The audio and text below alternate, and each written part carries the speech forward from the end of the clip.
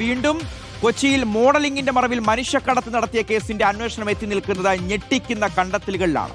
ഇതിന് പിന്നിൽ രാജ്യാന്തര സെക്സ് റാക്കറ്റ് എന്നാണ് നിഗമനം. മികച്ച വരുമാനമുള്ള മോഡലിംഗ് ജോലി വാഗ്ദാനം ചെയ്ത് ദുബായിലേക്ക് എത്തിച്ച നിരവധി യുവതികളെ അതിക്രൂര പീഡനത്തിനാണ് ഇരയാക്കിയത്. മദ്യത്തിൽ മയക്കുമരുന്ന് കലർത്തി നൽകി ദിവസങ്ങളോളം പീഡിപ്പിച്ചുവെന്ന് പീഡനത്തിന് ഇരയായ യുവതി റിപ്പോർട്ടറിനോട് വെളിപ്പെടുത്തി. എന്ത് വോയിസ് എടുത്തിട്ടുണ്ടെന്നോ ഒന്നും നമുക്ക് അറിയത്തില്ല.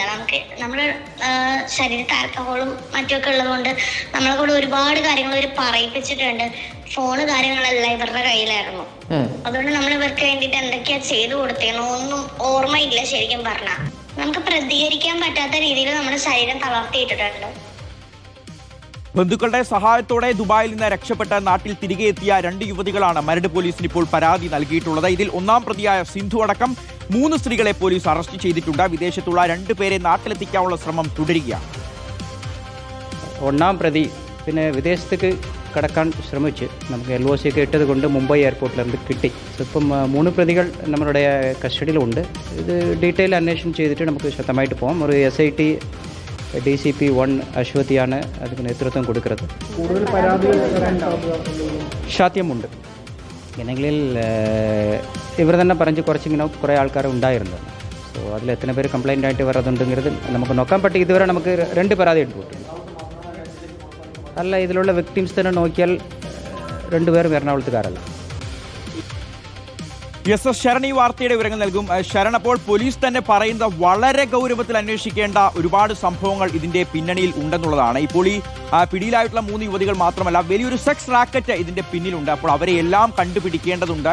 ഈ റാക്കറ്റിനെ മൊത്തത്തിൽ പൂട്ടേണ്ടതുണ്ട്. അതോടൊപ്പം ഇപ്പോൾ പുറത്തു വന്നിരിക്കുന്ന 2-3 പരാതികളല്ല, ധാരാളം പെൺകുട്ടികളെ ഇവർ വലയിൽ കുടുക്കിയിട്ടുണ്ട്. അപ്പോൾ കൂടുതൽ പരാതികൾ വരും ദിവസങ്ങളിൽ വരാനുള്ള സാധ്യതയുമുണ്ട്. അതോടൊപ്പം ഇപ്പോൾ പിടിയിലായിരിക്കുന്ന ഈ മോഡലായിട്ടുള്ള കൊച്ചിയിലെ അലീന എന്ന് പറയുന്ന ആൾ ഇതിനു മുൻപ് ക്രിമിനൽ പ്രവർത്തികളിൽ ഒരുപാട് കേസുകളിലൊക്കെ പെട്ടിട്ടുള്ള ആളാണ്. ഗുണ്ടാ സംഘങ്ങളുടെ പ്രിയപ്പെട്ട കൂട്ടുകാരിയാണ്. അപ്പോൾ എങ്ങനെയായിരിക്കും ഇനി മുന്നോട്ടുള്ള അന്വേഷണം? ശരൺ,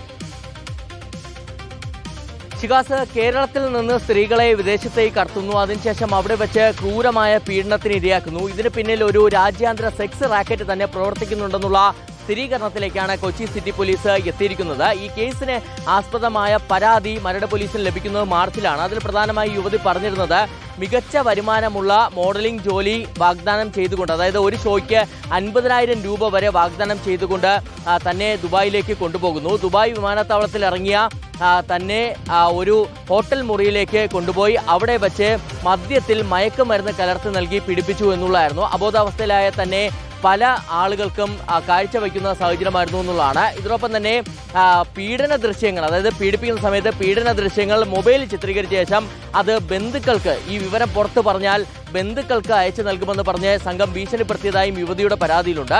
ആ പരാതിയിലാണ് 5 പേരെ പ്രതിയാക്കി പോലീസ് കേസെടുത്തിരുന്നത്. ഇതിൽ 3 യുവതികളെയാണ് ഇപ്പോൾ പോലീസിനെ അറസ്റ്റ് ചെയ്യാൻ കഴിഞ്ഞിരിക്കുന്നത്.